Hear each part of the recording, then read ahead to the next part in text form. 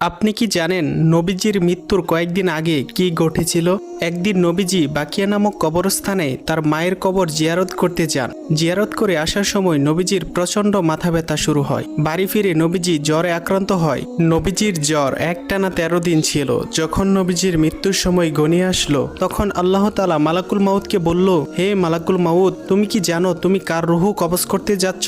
সে হলো আমার প্রাণের বন্ধু। তাকে সৃষ্টি না করলে আমি দুনিয়া সৃষ্টি করতাম না। আমার বন্ধুর সাথে বেয়াদবি কইরো না। আমার বন্ধু যদি অনুমতি দেয় তাহলেই তার রুহু কবজ করবে, নয়তো আমার কাছে ফিরে আসবে। তখন মালাকুল মউত নবীজির ঘরে উপস্থিত হলো এবং নবীজিকে সালাম করে বলল, হে আল্লাহর নবী, আমি মালাকুল মউত। আমি পৃথিবীর সকল প্রাণীর রুহু কবজ করি, কিন্তু কখনোই কারো কাছে অনুমতি চাইনি। কিন্তু আজ আল্লাহ তাআলা আপনার অনুমতি নিয়ে রুহু কবজ করতে বলেছেন। আপনি যদি অনুমতি দেন তাহলে আপনার রুহু কবজ করব, নয়তো আল্লাহ তাআলা ফিরে যেতে বলেছেন। তখন নবীজি অনুমতি দিলেন।